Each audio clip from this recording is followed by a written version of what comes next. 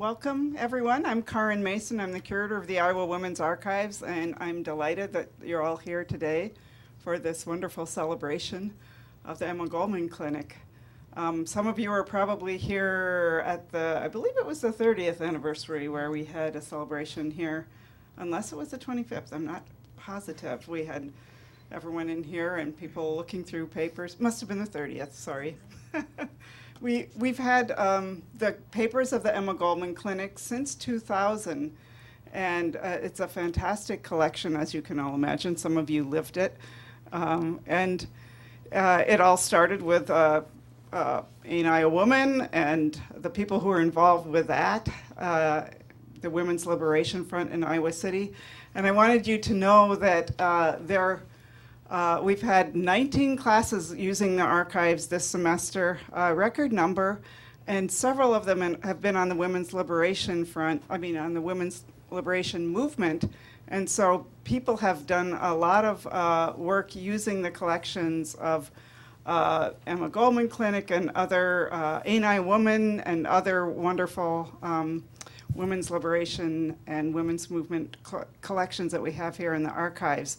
I hope afterwards you'll have a chance to look at the little tiny display we have here of creating a feminist community, Iowa City in the 1970s, which mentions Emma Goldman Clinic, Ain't I a Woman, RVAP, things like some of the publications that the Iowa City Women's Press put out, and RAC.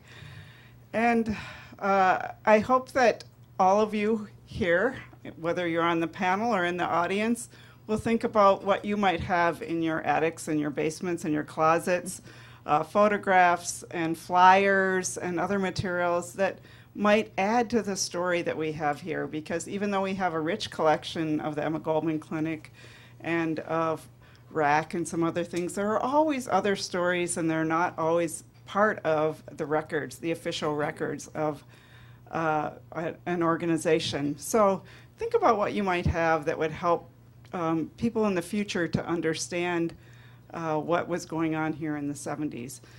So I'm going to turn this over to Karen Cubby to moderate, and I hope you all enjoy yourself and have some refreshments afterwards. Thanks, Karin. Oh, don't need that. Good afternoon, everyone, and welcome to Arrows of Emma, part of the 40th anniversary celebrations of the Emma Goldman Clinic. And I was pleased to have the opportunity to be the executive director for 10 years from starting in 1999. And before that, though, I got to be part of a few of the eras of the Emma Goldman Clinic as a student, being some of the groups of people in the 80s who were staying overnight at the clinic to protect the clinic from firebombing. Because at that time, anti-choice activists didn't want to harm people, just property. That has changed over the years, which I'm sure we'll get into. And so when they saw people in the facility, then they wouldn't harm the building. I also got to be a client at the Emma Goldman Clinic as well as staff, and continue to be a client there. So I'm really happy to be part of the era of Emma. But what we have here in the panel really represents important players and viewpoints from many of the eras of the Emma Goldman Clinic. And I'm going to introduce people kind of from the beginning towards the contemporary times. And then we have some questions that we want to ask certain panelists to spend some time responding to, although anyone on the panel can respond to any of the questions. And after about an hour, we're going to stop the panelists answering, or me asking the questions, and have you make comments and questions. So we have about a half hour for that. So let us begin. We're going to start with Gail Sand. I almost said Gail Gallo because at that time it was Gail Gallo, so I'm really going back a ways. That's right. So Gail was an associate director of the clinic, and so she was there during 3 different decades, from the 70s through the 90s, and she recently retired from the Department of English at the University of Iowa, and I hope is well enjoying her retirement. She and her daughter Lucy, who's also been involved in the clinic, and we've been really glad to have a couple of families that second and third generations of people are involved with the clinic, so it's really awesome to have. And Lucy and Gail have been co-founders of the PEGI project that are trying to raise money and distribute them to underfunded projects. And so that's kind of the current work that Gail's been engaged in. But Gail was very involved with working with the media, with kind of directing a lot of the logistics of the administration of the clinic, and did a stellar job. And it was probably very hard. A lot of the executive director type jobs that then Marilyn had to fill her shoes, and I had to fill both of their shoes, and not very easy to do. Then next to me we have Chuck DePross, which really doesn't need much of an introduction, but is kind of an icon in this community as a feminist activist for abortion rights. But before coming to Iowa, he was providing health care in New York and was a consultant to the state senator who introduced making abortion legal in New York. And so he's been at this for a long time, so not only being an activist, but being a stellar feminist provider at the University of Iowa, founding the abortion clinic there, but also working at the Emma Goldman Clinic and then training medical professionals. Then we have Marilyn Cohen, who's in the center. And she served as the first executive director of the clinic, and one of her major tasks was to help the organization segue from a collective structure to a shallow hierarchical structure. That was a challenging time, which I'm sure she'll talk about. She's currently the director of the Sioux City Jewish Federation at the Congregation Beth Shalom, a position that she's held for 10 years. Welcome, Marilyn. Thanks for coming. Then we have Jennifer Price at the end. I was glad to be able to work with Jennifer and learn a lot from her. She's one of the current co-directors of the Emma Goldman Clinic and has over 20 years of experience in reproductive health care and reproductive justice issues. She's been at the clinic for 16 years. What she really brought to the clinic when she came was great expertise in technology, helped us become electronic, and continues to do that, and a lot of business acumen. So it was very important for the clinic to have Jennifer and her skills join. And we have Jordy Slodky. Jordy Slodky. And she is a program professional for University of Iowa Hillel Foundation and is a current board member at the Emma Goldman Clinic and can provide some real contemporary viewpoint about what's going on with reproductive justice and the Emma Goldman Clinic. So welcome to our panelists. So this first question is for Gail and Jen. And so the women's movement spurred the development of feminist healthcare all over the country. In the 60s and 70s, there was a lot of self-education and people going off and starting their own clinics. Currently, there's only 13 clinics that self-identify as independent, feminist abortion providers. There used to be maybe 60. So how important was the feminist component in the establishment of the clinic? And what did feminist health care entail in the 70s? Well, talking about filling shoes, I'm here sitting in for Deb Nye, who was originally going to be here and through some other situation could not make it today. And so I have stepped in, and Deb was one of the original founders of the very earliest days. And so those are big shoes to fill. And I did communicate with her and ask her some of the things that she would have said with these questions. I want to back up just, I'm not going to go way back, but I'd like to back up to 1972. And that was the time when Carol Downer, who was with the Feminist Women's Health Center out of Los Angeles, came through on a self-help tour. And she came through and brought the whole concept of self-cervical exam using a speculum, a light, a flashlight, a mirror, and so women could actually look and see their cervix, which was a hidden part of our medical history, but also brought with this the educational aspect of women starting to learn about their bodies, to demystify. At that time, she also brought what was called the Del-M kit. And that was made up of a mason jar, a stopper, a speculum, and then applied pressure to remove your menstrual period if it was late. And those were fairly radical ideas at this time, but she came through, and that really spurred a group that was formed out of the Women's Center, as it was known then, and that was the Abortion Referral Group. And at that time, the Abortion Referral Group were making referrals to both legal and illegal but safe places to obtain abortions. And they worked with the Clergy Consultation Service, which was a group of clergy across the country who would refer women for abortions.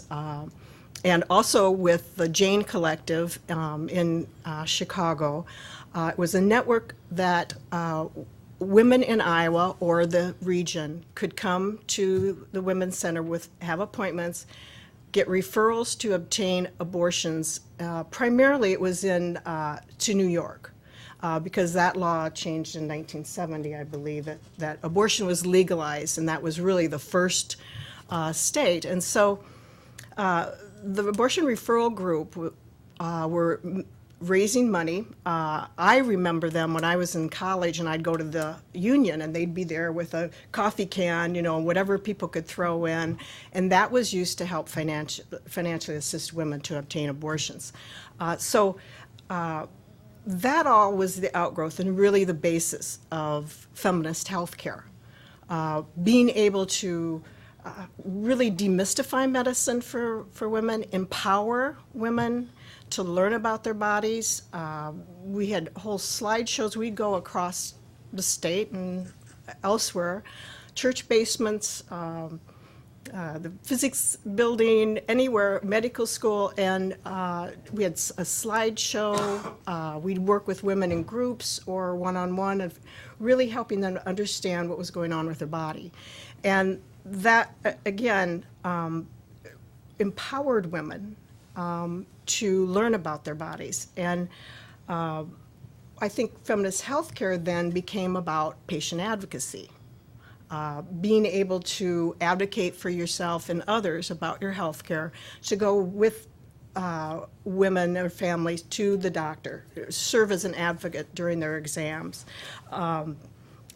Without, I think, feminist healthcare, I don't think there would have been this move towards access to your medical records, getting copies of your medical records from medical institutions.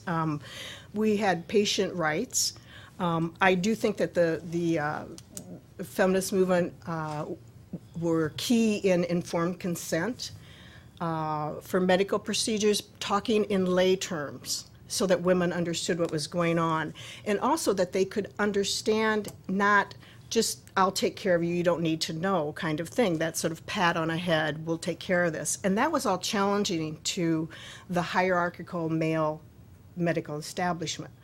I mean, there was also things like warming up a speculum before a vaginal exam. I mean, that was not common. Also, we had a group called the Positive Experience Pregnancy Group from the very beginning that empowered women who were going to continue their pregnancies. And that was also the push to have men, friends, and relatives in the birth room, or the operating room as it was then called. And all of those things were really part of feminist healthcare, delivering healthcare as women would imagine they'd want to receive it. And that was really the key, I think, to what feminist healthcare meant at that point. And certainly it was about pushing our rights to safe and accessible abortion. I mean, that was always a part of it. But there were certainly a wide menu of services that this involved, not only pregnancy. The clinic also facilitated several adoptions at the very beginning of its tenure. And during the time, I'll just a little anecdote, but when Operation Rescue was blockading the clinic, a gentleman, an older gentleman, came to the clinic and he wanted to meet with me. And I was like, what's that going to be about? And he said, I just want to tell this story that my daughter was adopted through the Emma Goldman Clinic, and I want you to know how much that means to me, and I want to be able to talk to people about that. And that was a very heartening thing. I'd almost forgotten about it. But those are things that it was, feminist psychotherapy. All of those things delivered by women for women. And I think it's, as a consequence, it has affected healthcare across the country. I don't think you'd have patient advocacy or patient representatives. I don't know that you'd be able to, eventually, but I think that was the real impetus for feminist healthcare. Thanks, Gail. So Jen, what does feminist healthcare look like today? Yeah, feminist healthcare today is very similar. And remains local, accessible, political, and empowering. And as the Emma Goldman Clinic founders and early leaders paved the way, and I'm so excited to be with so many of them here today and in the audience. They have succeeded in mainstreaming informed consent and patient advocacy and multiple treatment options that has been so empowering and great for women. And today at Feminist Healthcare Centers, we're still your local grassroots clinic. We've been able to institutionalize our feminist values as a result of this into our policies and procedures. For examples, providing clients with a staff advocate for their visits. And we continue to offer the opportunity for women to see their cervix and learn self-cervical exam, which is a really important part of our institutionalized feminist practice. We maintain a commitment to marginalized and traditionally underserved populations. And to meet this goal, we offer that outreach through our educational programs, subsidies, and free healthcare services. And of course, we still continue to see healthcare as a political issue. We recognize that improvements in women's health come from advances in medicine, but also in advances in social policies that reduce inequality and injustice, which is so important. And perhaps most importantly, at Feminist Healthcare Services and clinics, we provide services differently. Empowerment is at the core of a feminist healthcare center.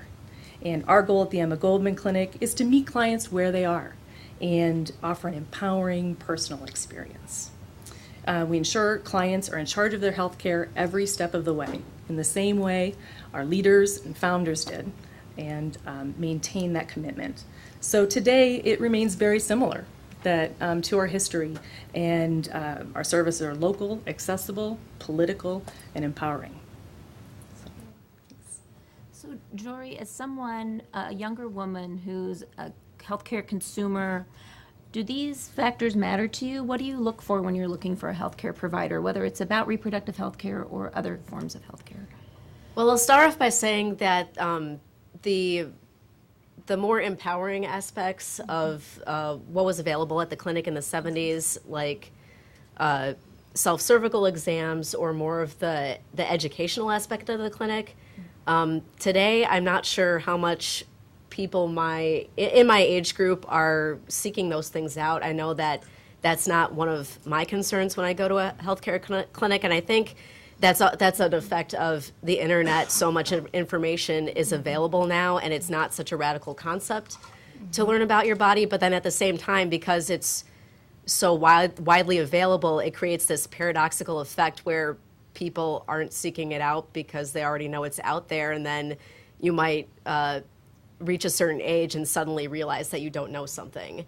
But at that point, I mean, even if somebody's not seeking it out in a more organized fashion, like a workshop, the feminist aspect of healthcare, that they can still be a patient advocate for themselves and ask their provider questions and to feel comfortable like this is a question that's okay to ask. That's still very important. And for me, it's especially important knowing that I can go to a clinic that's not judgmental and where I have access to what I need. It's very personal for me because when I was 17 years old, I was diagnosed with polycystic ovary syndrome. And that's a condition where my body produces too much testosterone, and the standard treatment for that is taking the birth control pill. And that was really my introduction into the world of women's health. And when I found out that getting this simple treatment could often be contentious, that made me want to look more into the world of reproductive rights and made me want to be an advocate, made me really want to be an activist. And years later, one of my friends in the activist world posted an article about a group in Iowa that shall remain nameless that was trying to start a chain of medical clinics where they would be full-service medical clinics. They just wouldn't fill out prescriptions for birth control or for abortion. And I commented on the article, this is bad. This is a really bad move. And somebody said, well, why can't these clinics be available for people who want them? And I mean, my response was basically that the human body doesn't care about ideology. And if I had gone to a clinic like that when I first started seeking help for my health problems, I wouldn't have gotten the treatment that I actually needed. And no health clinic should be a dead end for any medical treatment. And when thinking about the feminist aspect in healthcare, I think a lot of women my age, they don't necessarily seek out, they're not deliberately seeking out clinics that are feminist with a capital F, but they know what feels good to them as patients. They know when they're being talked down to or when their needs aren't being listened to by healthcare providers, and that makes them want to seek out places where they'll know they'll be accepted, even if they can't quite articulate it. And today that's made more complicated both by economic factors, that so many women are out of work, they don't have insurance, which hopefully the Affordable Care Act will go a long way towards solving those problems, and also the political activities of anti-choice activists and politicians, that sometimes the feminist aspect of healthcare just doesn't matter because they're simply seeking a clinic that's nearby that they don't have to leave town for, or that they can get to on public transportation, or that they can afford to go to, and that's something that people are now realizing, and we're working toward improving access so that women are able to go to clinics where they truly feel comfortable and not being judged, and they're getting what they need. So at the Emma Goldman Clinic, the content, the healthcare that's provided is really important, but the process in which it's provided is just as important. The process of collaborative work within the clinic, communication within the clinic, is just as important as the healthcare that's being provided. And the clinic was initially a collective, managed by a collective, and then became a more traditional hierarchy. And so this first part of this question is for Marilyn to talk a little bit about some of the unique challenges being the first executive director, being at the top of that newly formed hierarchy. And what do you think were your greatest contributions and the clinic's greatest achievements during this initial time as being a hierarchy? I want to back up just a little bit to say, why was I even interested in applying for the job of being the first executive director of the Emma Goldman Clinic?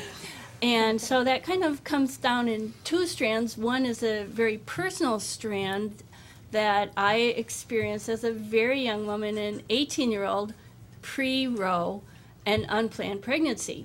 And so what did I do? I did what probably almost every young woman in that era did. I got married, soon to be divorced, and was a young, single, with a lovely, beloved daughter, but poor, single mother. And I just knew that I would have wished that I could have explored other options. I couldn't necessarily have predicted what I would have done at the time. I was a product of 1965. But even then, and at 18 years old, I knew I wanted a choice. I wanted to have the choice, but also to be able to explore that choice with sympathetic people, of course, primarily women. And I had none of that. And a little bit later, we're going to talk about why, it was pre-Roe, but why didn't I even feel that I could talk to anybody about it?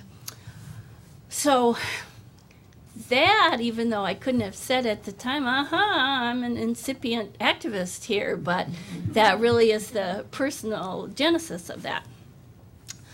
Fast forward a few more years, not too many. I think my daughter was maybe 5, something like that.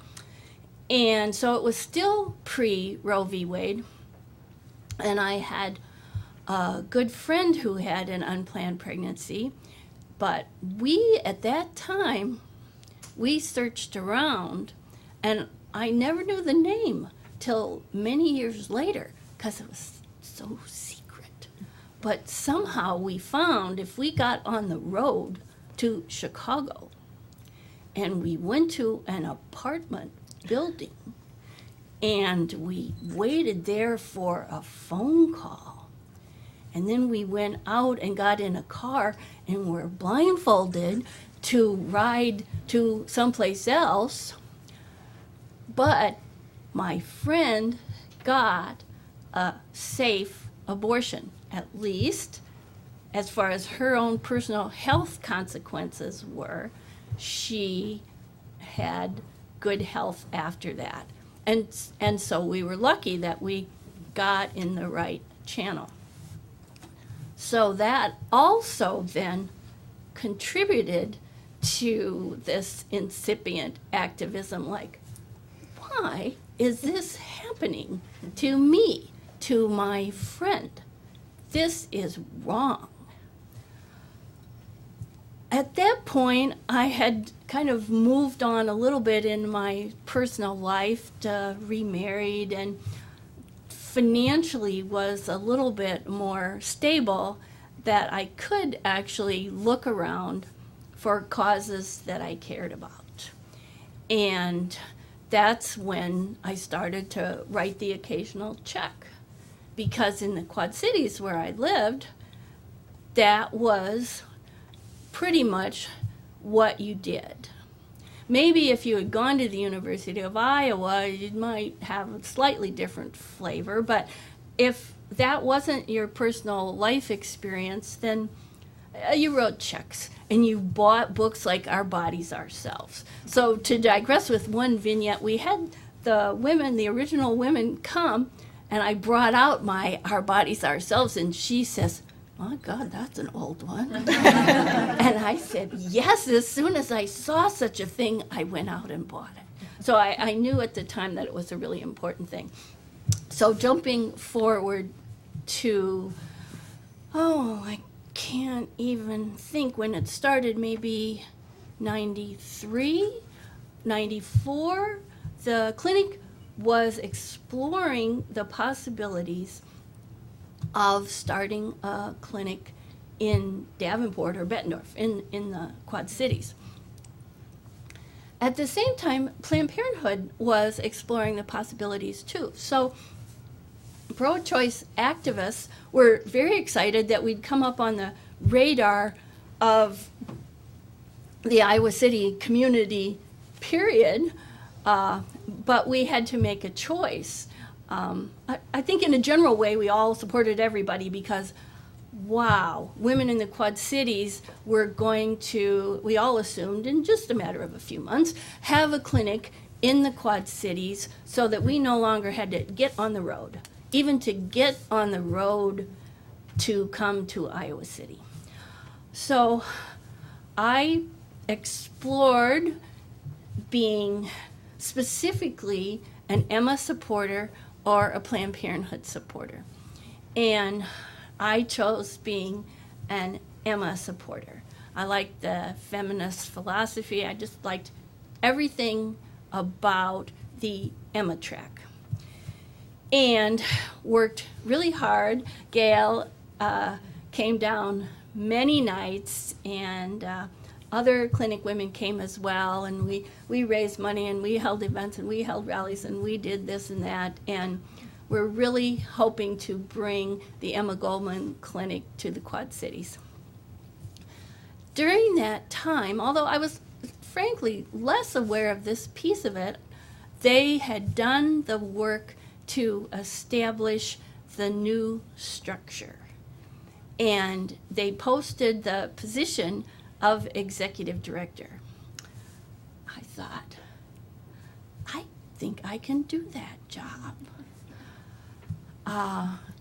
I was working at a community action agency, so I was happy with the work I was doing. I was working with a low-income population, etc. But I thought, this would be a meaningful leap for me, both in terms of professionally, but also really kind of marrying my causes and my professional growth in my work.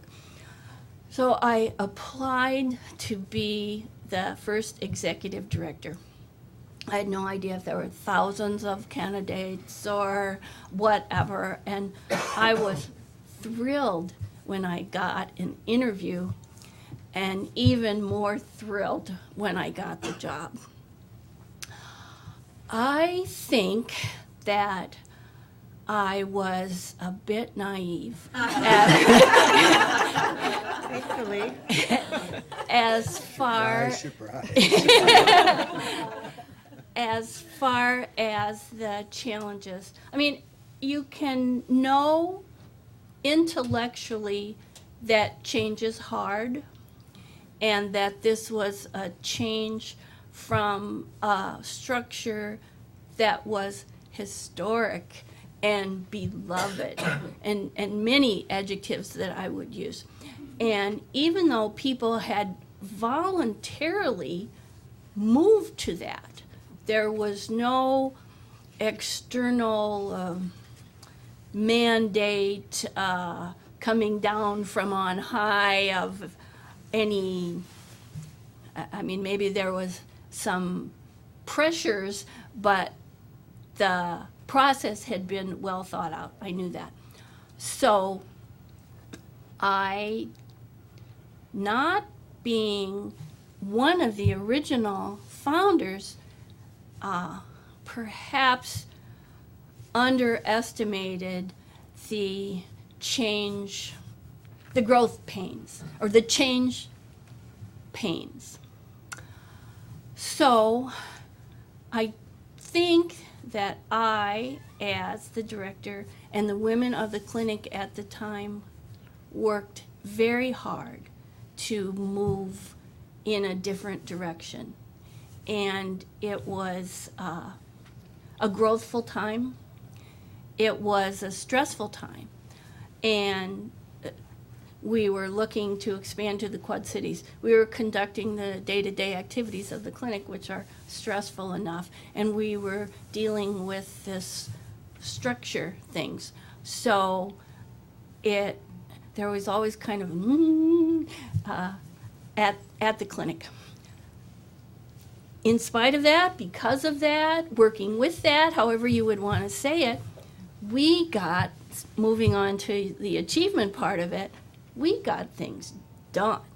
We established the choice dinner, and the first year with the Medical Students for Choice, which was really great and helpful organization and significant organization, we brought in Joycelyn elders, and that was fabulous. He talked about masturbation. I think that was controversial. Very controversial. But at the same time, the people were protesting in the Quad Cities. Obviously, they were protesting in Iowa City, so I remember very clearly being at the union and somebody coming into me and saying, 2 buses have just rolled up. And we thought, oh my God. Now, it turned out it was 2 buses of our supporters from the Quad Cities. And so they were the good buses, but we really didn't know who was going to step out of those buses. So that was just an example. So we did that. There had always been the Access Fund, but we, at that choice dinner and ongoing, have attempted to strengthen that Access Fund, and it was, I believe, that first year, Chuck, that we named it the DePras Access Fund, a significant recognition of a significant person. When I was there, we had the 25th anniversary celebration, and we made a lovely celebration for that. On the downside, kind of the predictive side, if you will, it was during my tenure that the first kind of chipping away in terms of Iowa instituted statistical reporting, and they instituted parental notification. And so those could be viewed as precursors of some of the moves that are still being made, and mild in the sense of what is going on now. So we dealt with that. And then when Jennifer came, which was kind of towards the end of when I was there, we got the first computer system that Talk about stressful. yes. So those were some of the things that I look back on at the clinic and in my personal life. Go ahead, Chuck. I'd like to back up just a little bit to the women's feminist health movement. To me, my introduction to that as a practicing physician was a procedure known as menstrual extraction. This was a procedure which was practiced by the Feminist Health Clinic in Los Angeles.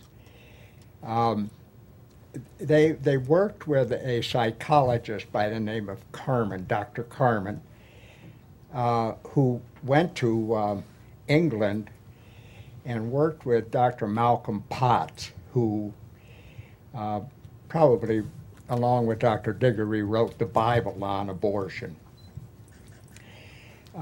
They developed what was then to become the Carmen cannula. This was a plastic cannula which could be inserted into the uterus, attached to a syringe, and with negative pressure applied by the syringe, remove the contents of the uterine cavity. And this was what was being done by these women in the clinic in Los Angeles. This is Carol Downer's clinic. This group of women eventually decided that maybe this wasn't such a good thing to do every month on each other, that maybe there was a downside to this. So they quit doing it. But it did provide all of us who were doing abortions at that time with a very simple, easy method of providing early pregnancy terminations. And it was the Women's Feminist Health Clinic which started all of this and made it possible for us to develop what came after that. So it was, we were not very, as a medical professional, we were not very supportive of doing menstrual extractions. That didn't really appeal to us. But the upside of it was sufficient to overcome any deficiency that may have created. So it has had a very positive effect on what I was able to do for the years after that. So Chuck, will you talk a little bit about your experience as a medical professional coming into the clinic to provide abortion care, when it was a collective, and any changes you saw as it became a hierarchy, if any? Yeah, I'm sure you have some stories. My first introduction to the women's feminist movement here in Iowa City was when a group of the founding women asked to meet with Dr. Keetle, who was the chairman of the OB-GYN department, about their plans for establishing a clinic. And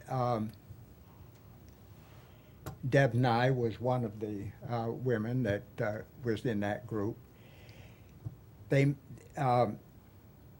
came to the University Hospital and met with Dr. Keetle, and Dr. Keetle had asked Dr. Robert Kretschmar, Dr. Lowell Hughes, and myself to meet with these women as well as himself.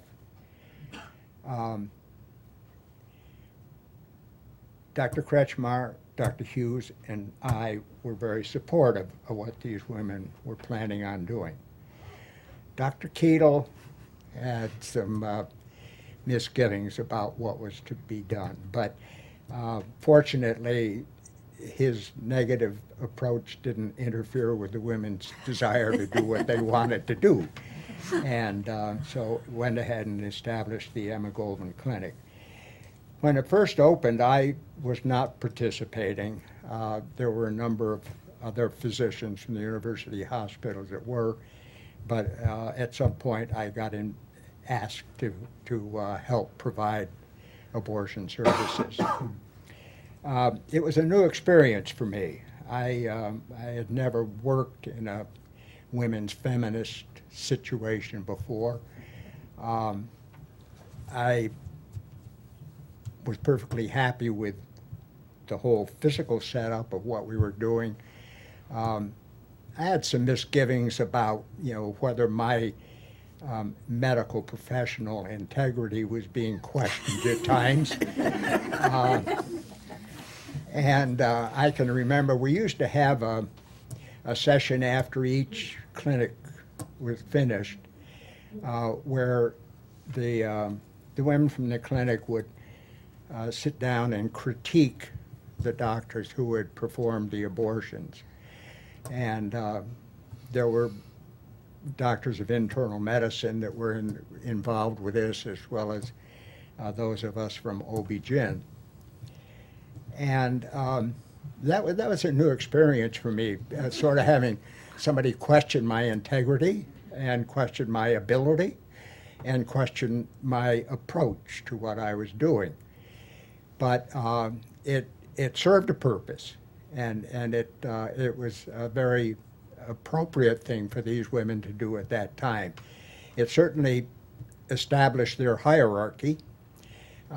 They were in charge, there was no question about that, and we were going to do what they wanted us to do, which we did, without compromising what I felt was my professional responsibility. So it was an interesting departure from 25 years of medical practice when I stepped into that situation. Gail, will you talk just a little bit about why a collective structure was the structure of choice with the Founding Mothers? Well, I would say that, the setting, prior to 1973 and Roe versus Wade making abortion legal, this was all coming out of the anti-war movement, the civil rights movement, Stonewall in 1969 and the gay rights movement, and that really inspired the women's liberation movement. I mean, a lot of people were involved in those movements and sparked the women's liberation movement, which also then partitioned off into women's health movement, child care work, other things that I think are really interesting about Iowa City that the Women Archives has prepared of very strong, the movements, food movement, the New Pioneer was at the same time, and there was all of this extraordinary activity happening. With the women's health movement, the collective, just that was part of, the food movement was a collective, the daycares were collectives, parent-run, and it became a natural format for us. And it also wasn't the male hierarchy, except I guess when it came to male doctors. So it became this natural kind of thing. And there were many, many positive things about it. I mean, I think everyone who was involved in these collectives where you made by consensus every decision, the color of the exam gowns, the style of the gowns, what music was going to be played during the clinic, the abortion clinics, where we would do like up to 9 or 11 abortion appointments at in an afternoon or an evening, and did the barest minutia, everything. And so you had to learn consensus building.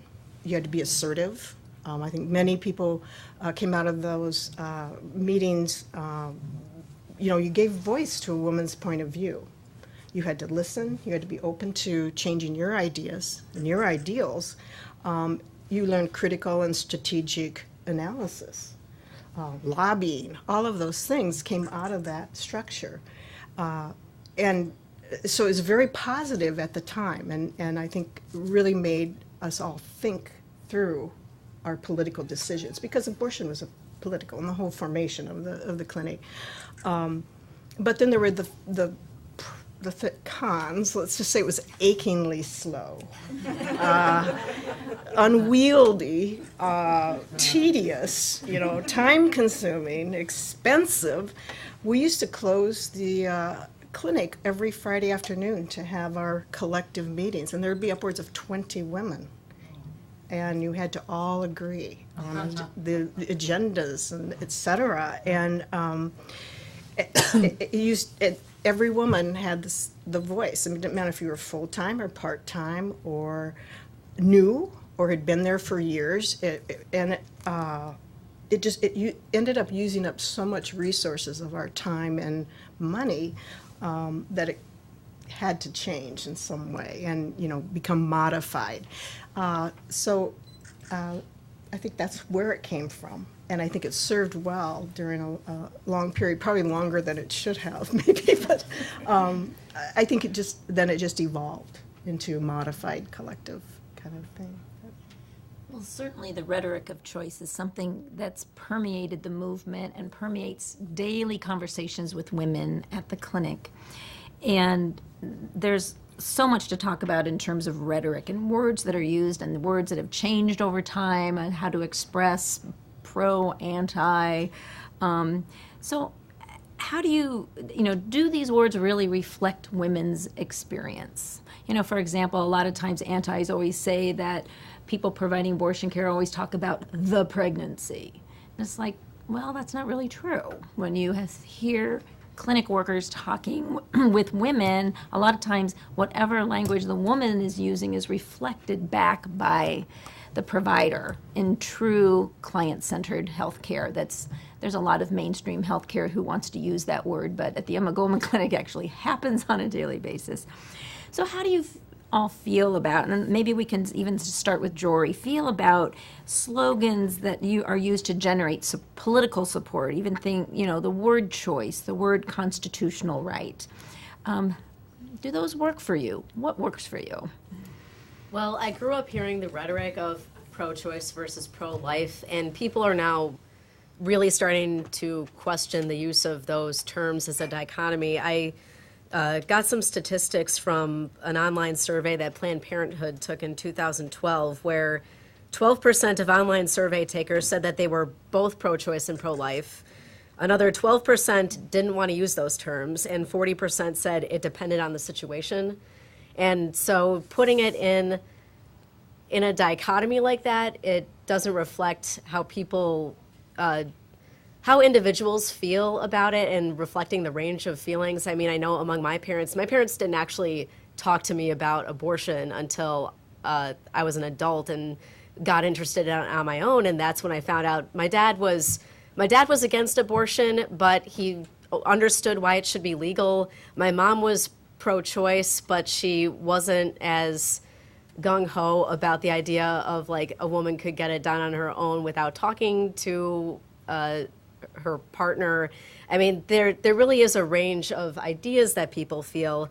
So putting it in that dichotomy doesn't reflect the wide range of opinions out there. The idea of choice also, today especially, it can be an issue when that choice, the ability to decide between two equally valid, equally accessible actions is in question when we're having so much of that opportunity for choice chipped away, and it's limiting what women can do and what women can have access to based on finances, based on laws, and that the language of choice, which we want to see as an empowering word, but it doesn't necessarily reflect the experience of women who are making the best decision in a bad situation, like a woman who feels that she needs to abort a wanted pregnancy but finds out that the fetus has abnormalities that are incompatible with life.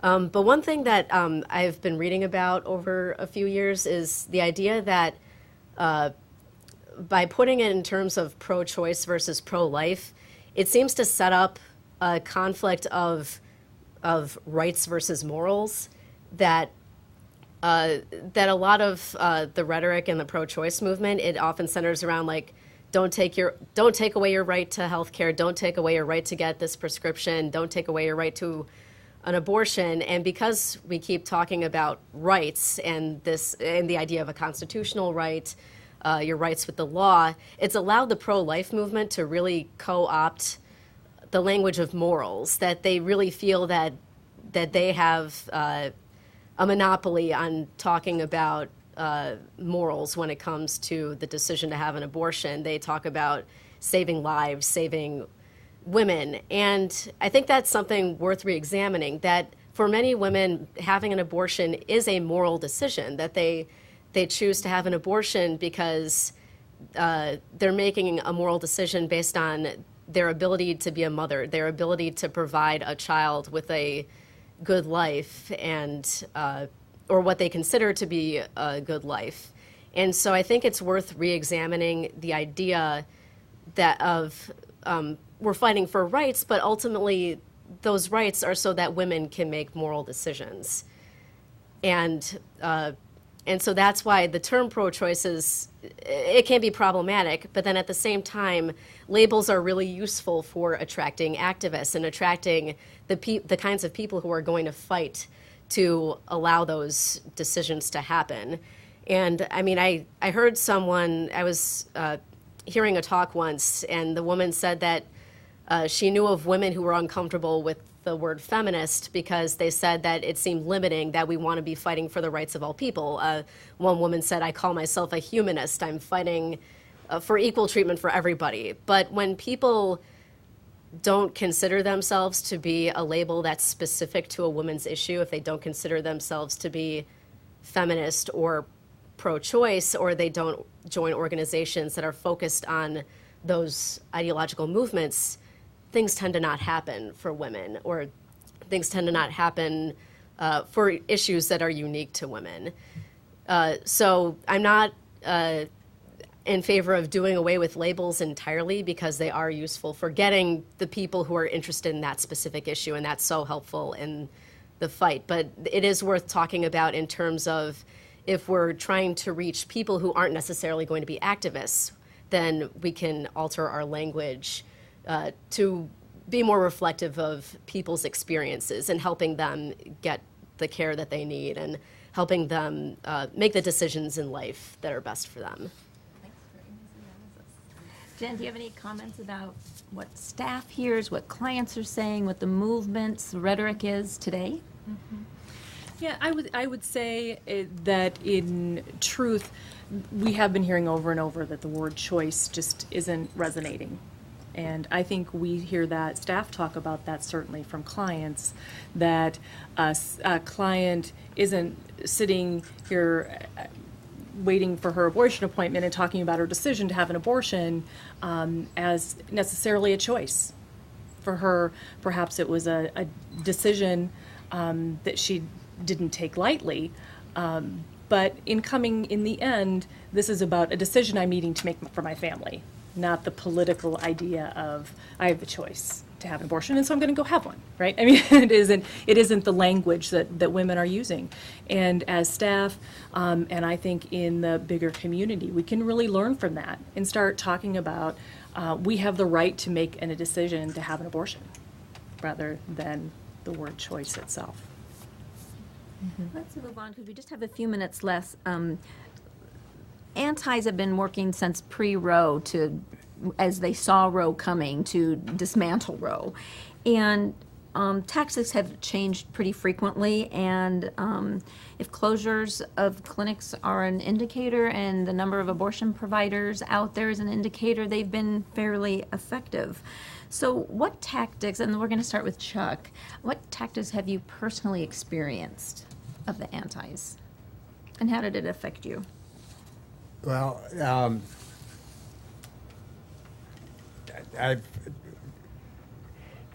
I've been involved in some pretty horrendous demonstrations. One Saturday morning, the community of Iowa City was invaded by busloads of people from out of the county who were here to protest what we were doing, and it was a very uncomfortable 3 or 4 hours in dealing with this rather at times violent group of people, and I've never had any personal violence against me. My house has been picketed. My clinic's been picketed.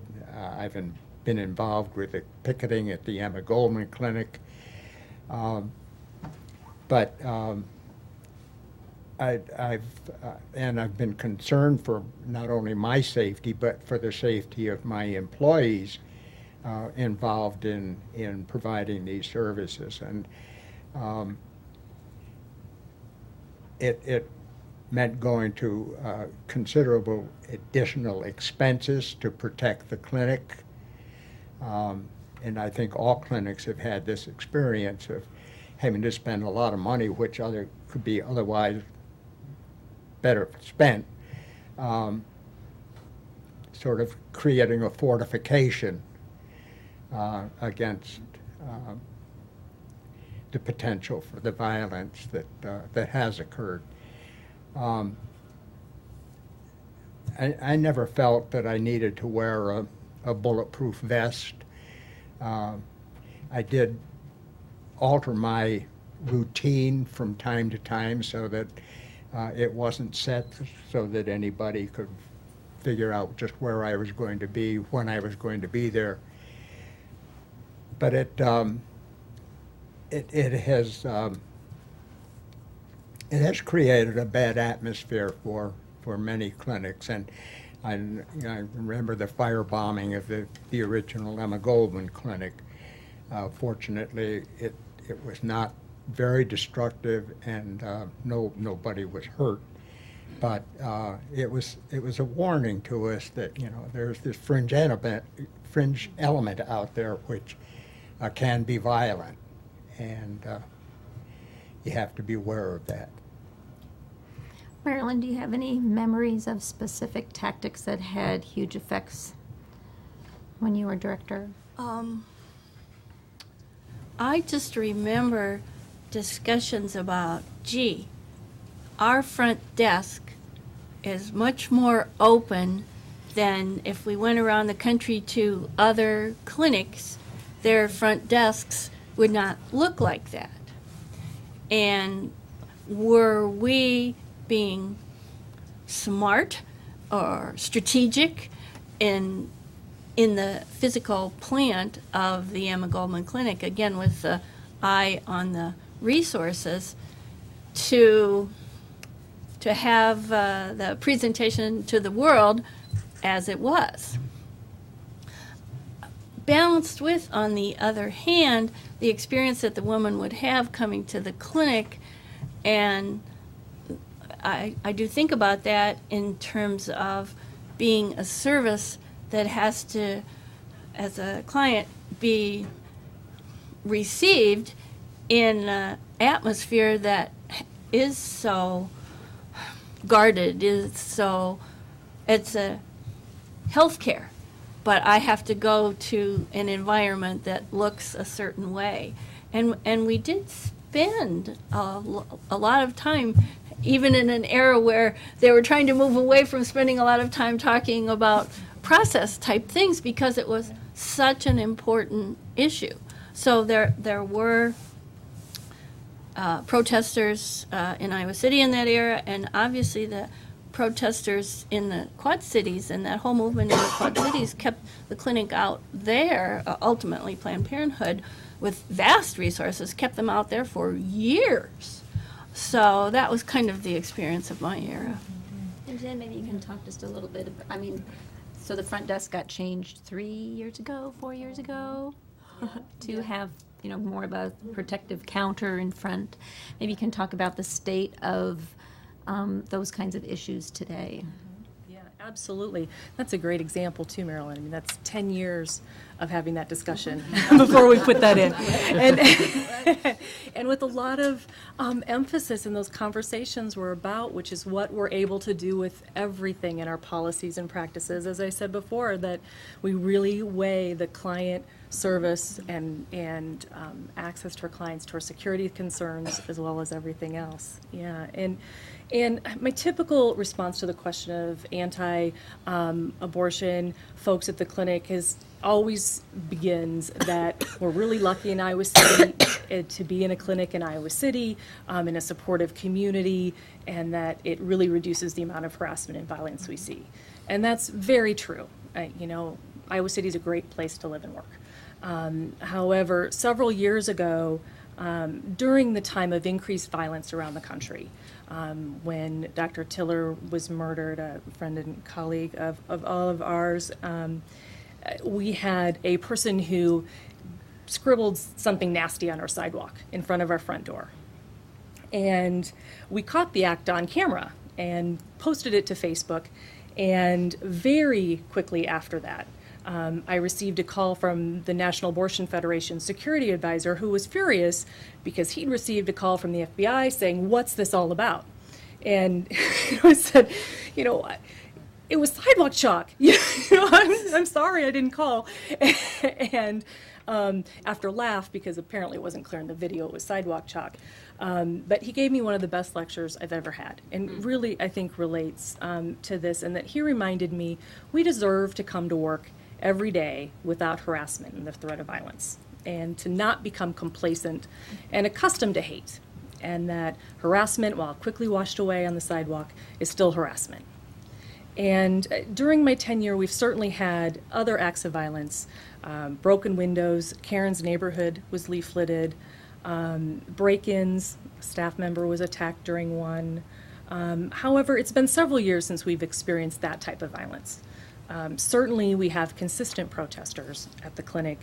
And ironically, this morning, they actually wrote on our sidewalk. And so the staff responded this morning by, which if you want to go by and look, it's fantastic, filling the rest of the squares on the sidewalk with positive messages. So swing by and take a look. It's quite interesting. But really, still, the current anti-abortion tactic is different.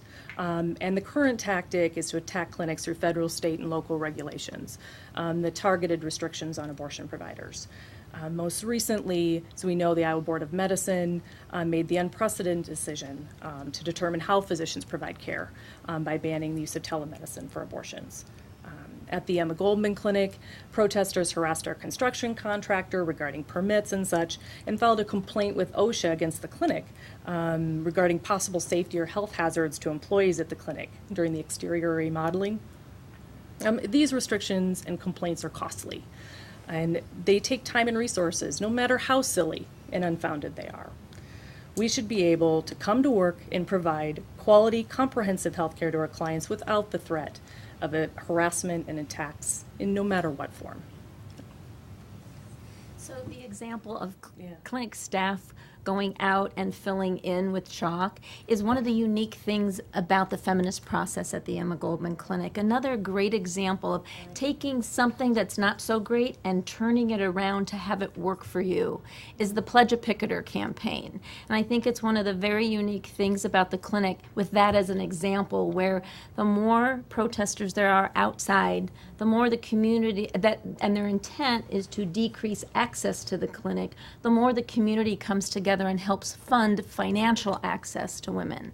So I think that is one of the most unique things about that, and there's so many times when something not so great has happened or something dangerous has happened, and the clinic finds a way to turn it around to work for the betterment of the community, the clients, and the staff. So we're out of time for the panel's questions. We're going to move on to the audience questions. And I do want to remind you we're very grateful for Channel 4, the government channel, being here taping, so it can be put on Channel 4 so people can have more access to the panelists. And Francine, the other co-director of the clinic, will be coming around Oprah style with a microphone, so be sure that you don't start your question until you have the mic in front of you. So if anyone has questions or comments, stories they'd like to share. This is where we rely on the collective memory in the audience.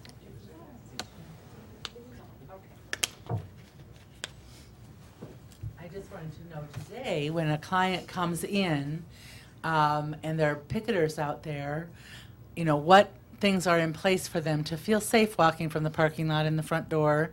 What does your staff do, and what situations have you seen? Today, we inform all of our clients on the phone initially that they can expect protesters. And so they have the opportunity to talk about that ahead of time. So you wouldn't just drive in and think, oh, goodness, come in. So we let them all know that ahead of time. And also share, we have a path from the patient parking lot into the building so you don't need to use the sidewalk. So you wouldn't need to walk right next to the protesters, and we let them know that.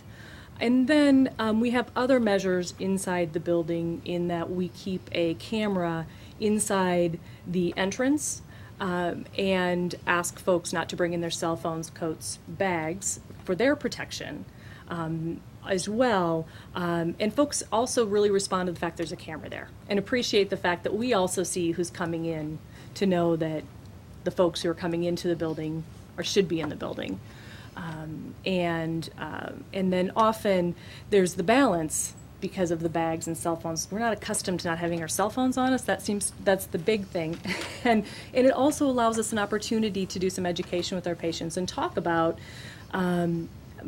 most phones have cameras, and we want to make sure that nobody's taking your picture while you're in here. And the only way we can control that is to make sure that they aren't here at all. And so it provides us the opportunity to do some education as well, that unfortunately the service of providing abortion is different. And it shouldn't be. And that's what we advocate with our clients. Let's go forth and eliminate this threat of violence from this service. But for today, we're going to protect you by doing these things. One of the great advantages is that the clinic owns its property. And so it's not dependent on a landlord for a lease that antis could interfere with, and it allows that path from the parking lot to be on clinic property where the clinic can control who's on the property and not. Hi, my name is Linda Yanni, and I've been thinking a lot about y'all because of the anniversary, but also because I've been asked to speak Monday night at the Gay and Lesbian Resource Center on lesbians in the early feminist movement in Iowa City. So if y'all want to come and contribute to that, please do.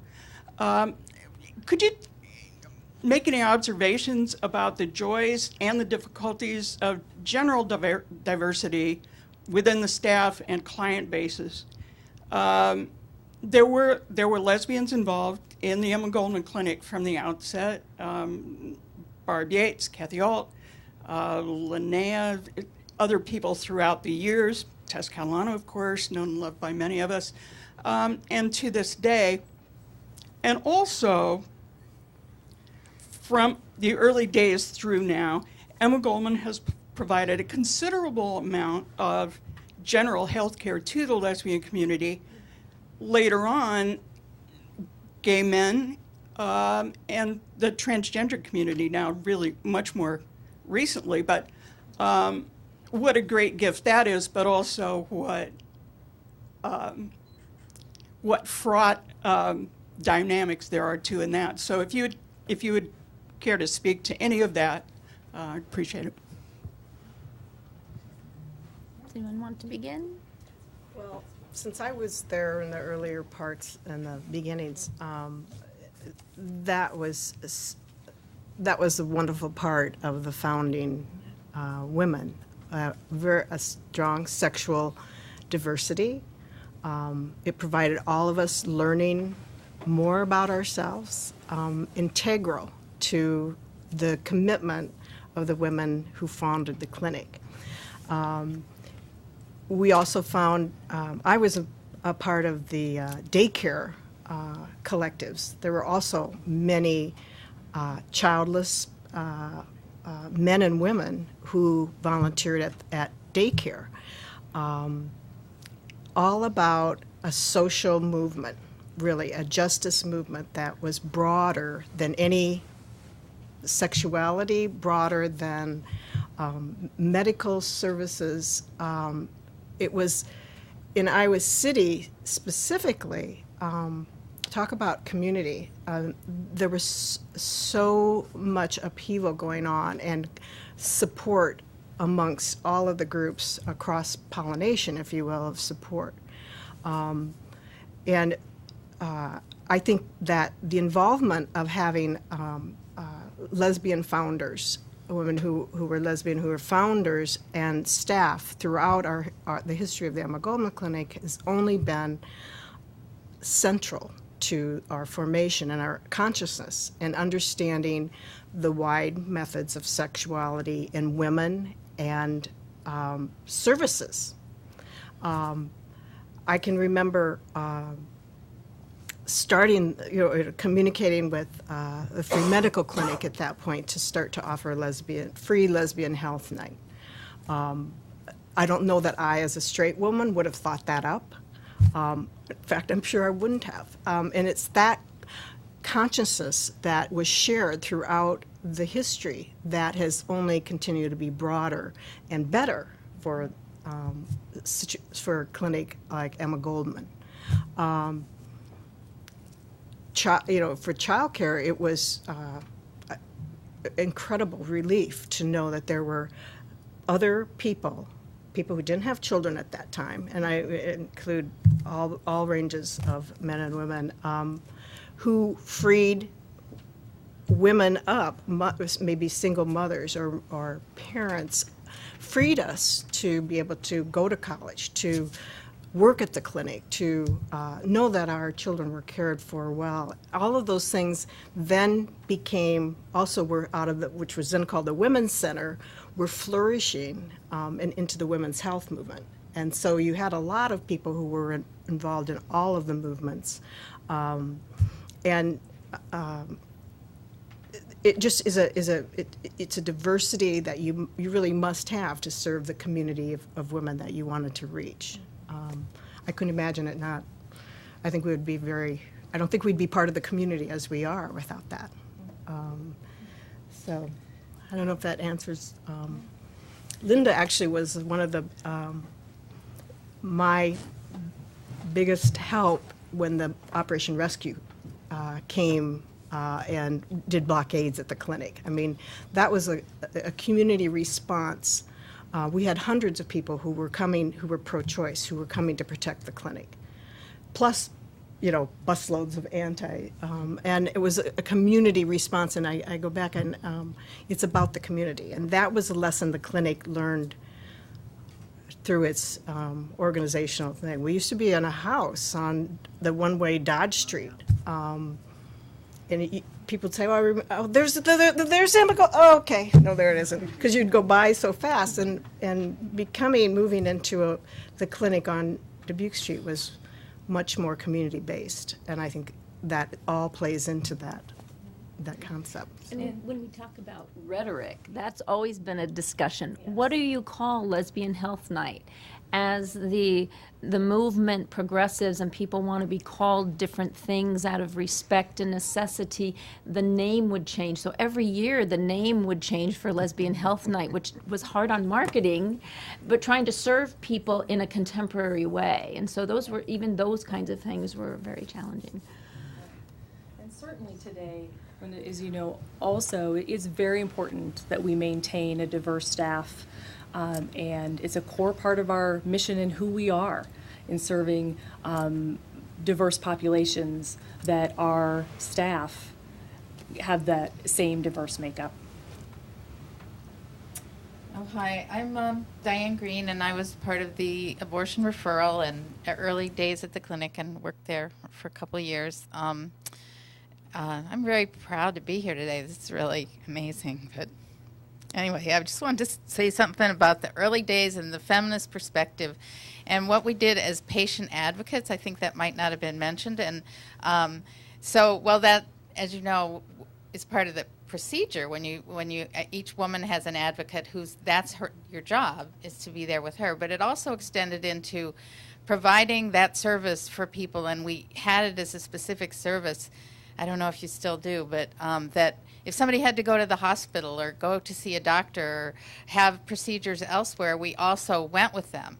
And sometimes if you are the patient, you aren't thinking too clearly, well, they give you drug, you might not be able to ask all the questions that you want to answer or understand the answers. And so we would go with women to the hospital or to their doctor and be the advocate who would ask those questions and make sure that we got the explanations and be there for the women. And I've certainly used that in my life since then many, many times. And I just wanted to add that I thought it was an important part of the feminist perspective in healthcare.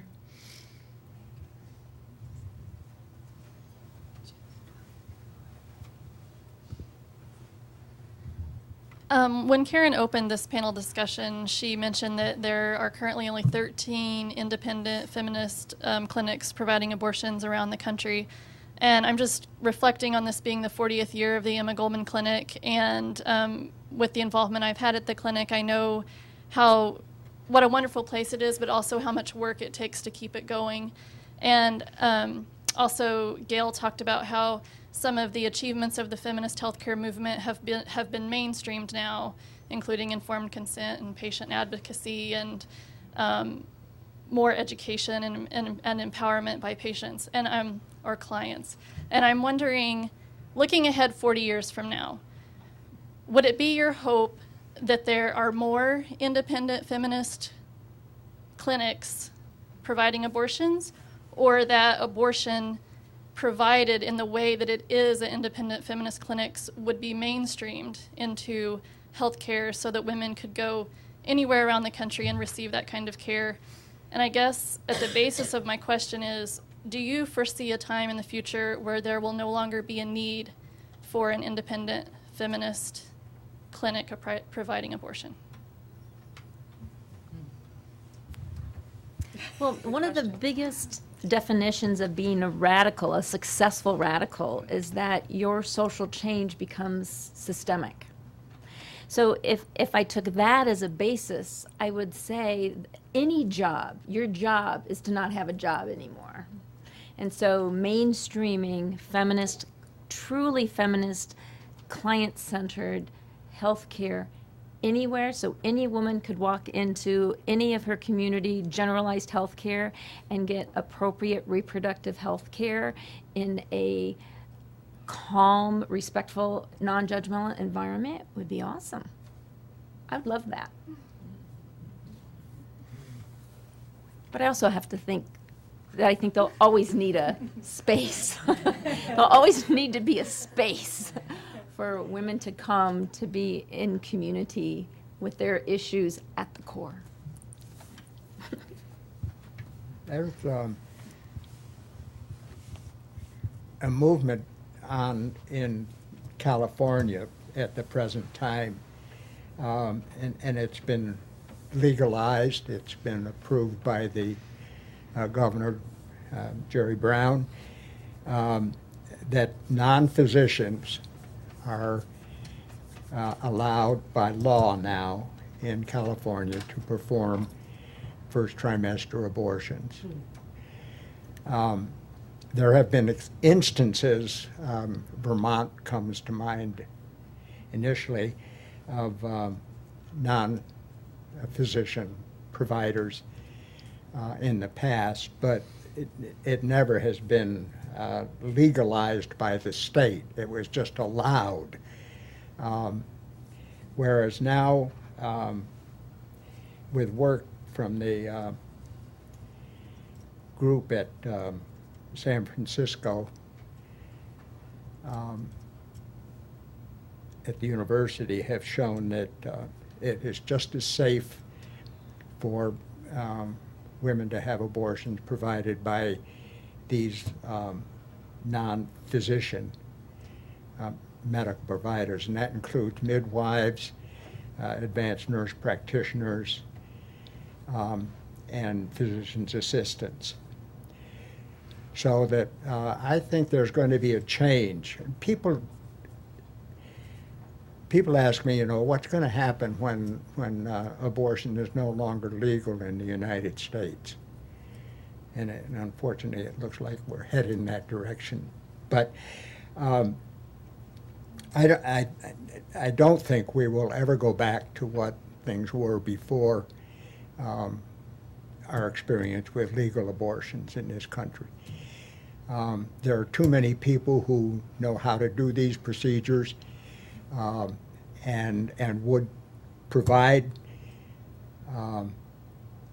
appropriate kind of care to women, which was not always the case when abortion was not legal in this country. So that while I decry the day that it does become illegal, I don't think that we'll ever deteriorate to where 800 to 1.2 million women per year have illegal abortions in this country. They may be illegal, but they will be safer, considerably safer.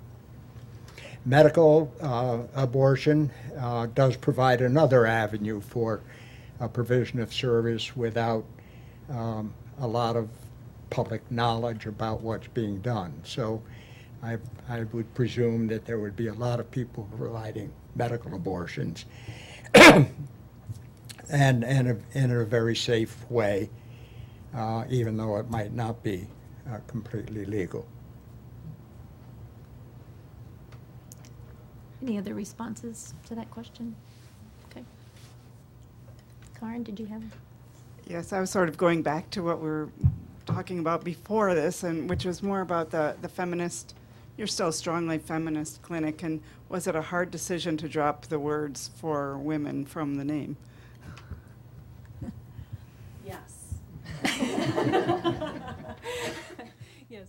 Many discussion about that, of course, and recognizing the impact we could have serving men and removing the idea of gender altogether, right? And recognizing that we do provide services in this amazing, great, empowering way, and that we can reach more people.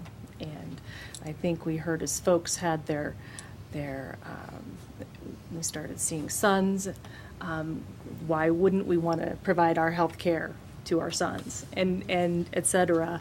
And still very, very difficult decision. And I would say transferred into really emphasizing the word feminist and adding a tagline, a feminist approach to healthcare, to the Emma Goldman Clinic, to maintain the value. This really is about empowerment for women. And how can we empower women? Let's teach our men how to be great feminists as well.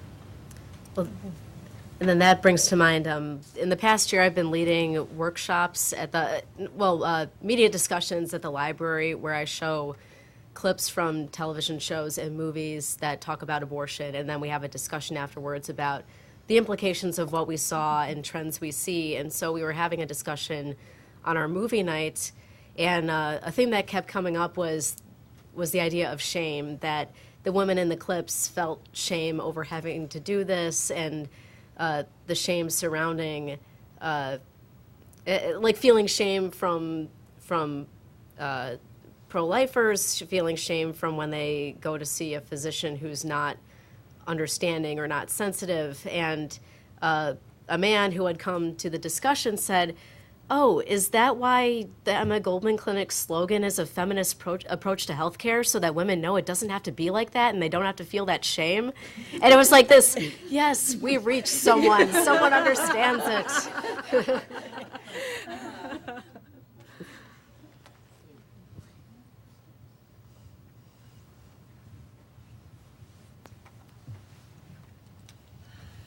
Just like to ask if the rest of you similarly believe that abortion will become illegal in this country.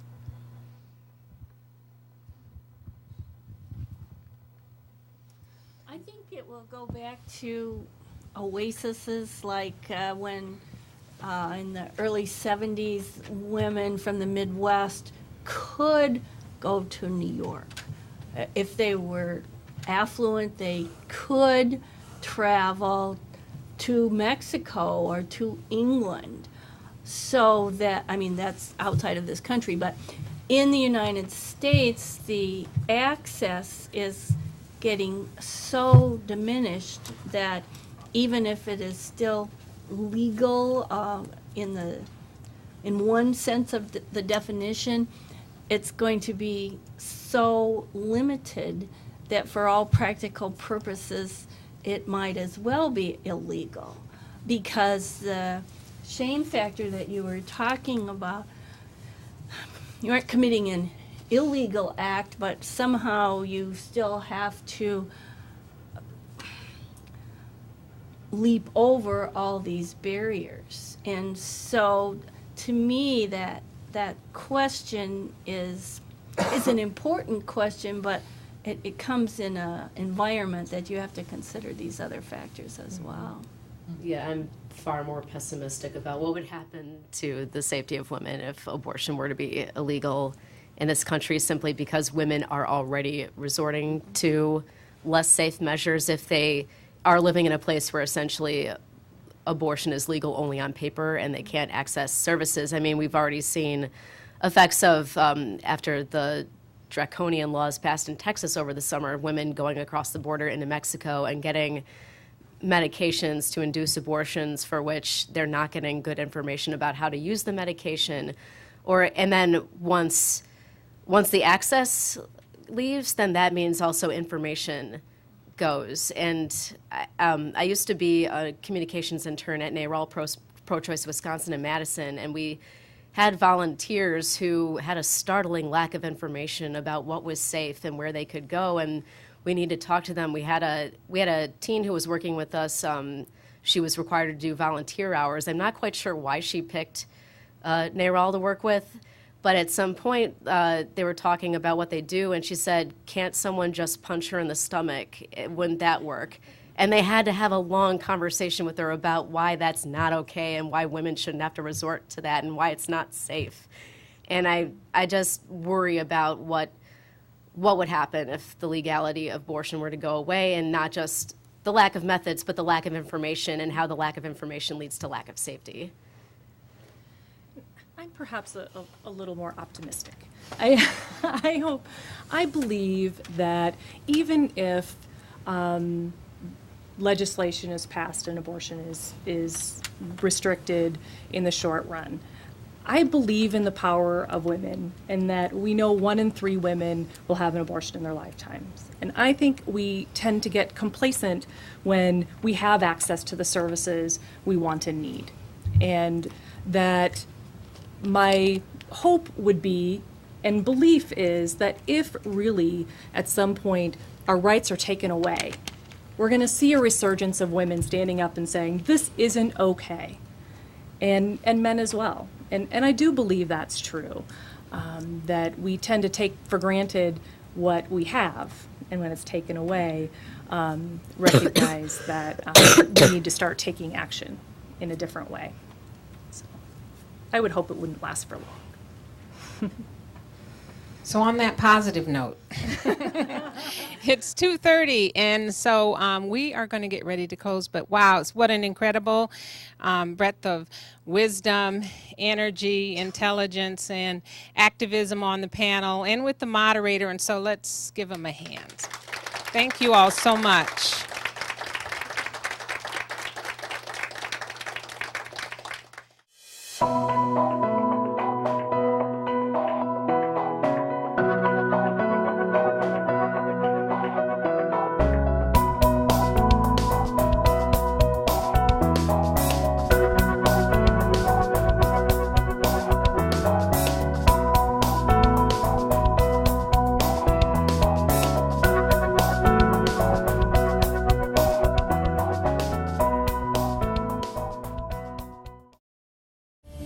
You're watching City Channel 4.